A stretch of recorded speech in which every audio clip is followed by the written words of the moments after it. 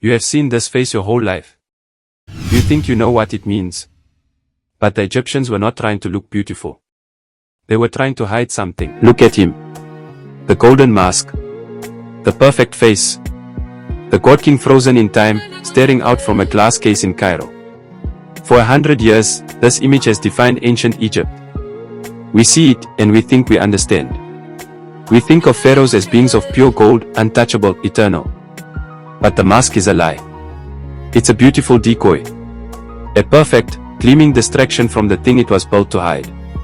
Behind the gold, there was a body. A real body. A body that got sick. A body that hurt. A body that bled. And that body has a story. A story no one talks about. To be a pharaoh was to be two people at once. On the outside, you were Horus made flesh. The perfect mediator between the gods and humanity. Your image, carved in stone, never aged. Never sickened. Never failed.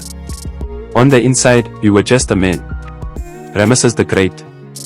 He ruled for 66 years. His statues show a chiseled warrior king, eternally in his prime. The hidden story. By the time he was 90, he was a hunched, arthritic skeleton with bleeding gums and a heart clogged with cholesterol. He couldn't stand straight. He couldn't chew his own food. But the carvings never showed that. The body of the god was a fiction. And then there's Tutankhamun, the boy king. The most famous pharaoh who ever lived. His mask is the face of ancient Egypt. But his body tells a different story. He had a cleft palate. He had a bone disease that was slowly killing his spine. And his left foot was clubbed. Turned inward. Walking was agony. The tomb filled with golden chariots. A fantasy. The reality was a limping teenager leaning on a cane. These weren't gods in perfect repose. They were patients. Suffering. In pain. Trapped in bodies that the universe had deemed unworthy of a king. And then, it stops. The breath. The heartbeat. The pain. The god is dead. And now, the universe has a problem. A very specific, very disgusting problem. The Egyptians believed that to live forever, you needed your body. The soul, the core, the ba, needed a physical home. But bodies rot. Within hours, the decay begins.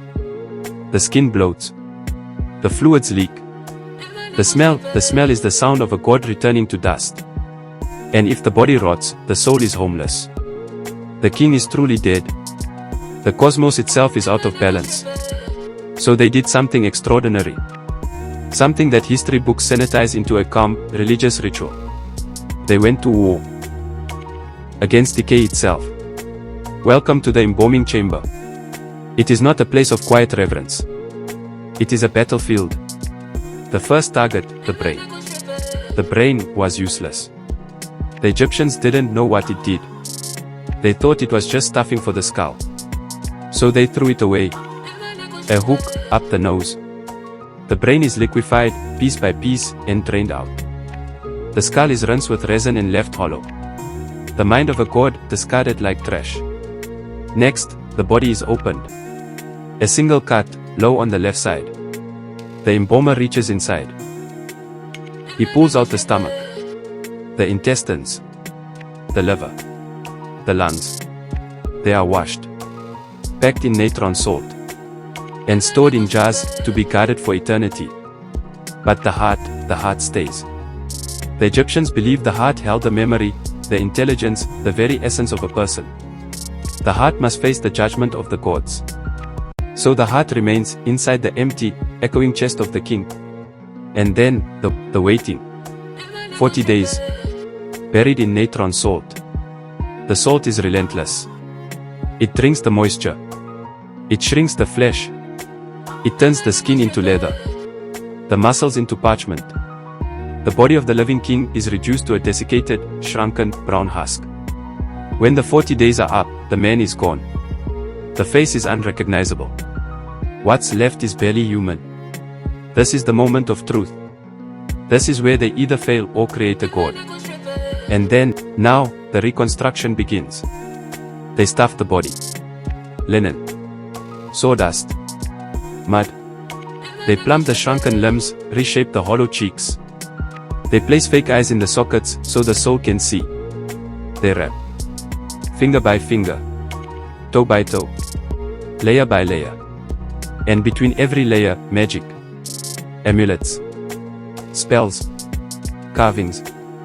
Each one a weapon against the forces of chaos. A hard scarab to silence the heart on the day of judgment. A jet pillar to hold the spine steady for eternity. Priests whisper incantations with every breath, weaving a cocoon of protection around the fragile remains. And then, the mask. The golden face. It is placed over the head. The shoulders. The chest. It is not decoration. It is a transformation spell in solid gold. The brown, leathery husk is hidden. The mortal wreckage is gone. What remains is a soul.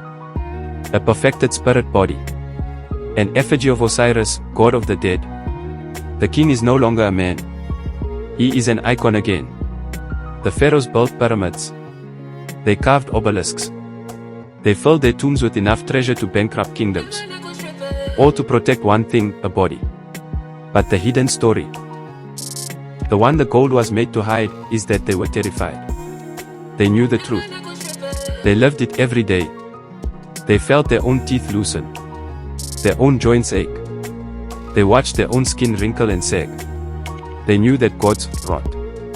And so the entire apparatus of ancient Egypt, 70 days of embalming, mountains of gold, tombs carved into the living rock, was a desperate, brilliant, and heartbreaking attempt to deny the one thing we all know is true.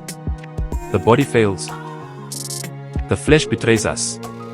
But the mask lasts forever. And that is the hidden story of the pharaoh's body. The story no one talks about. This is the Unspoken blog, where we talk facts everyone ignore. Follow for more.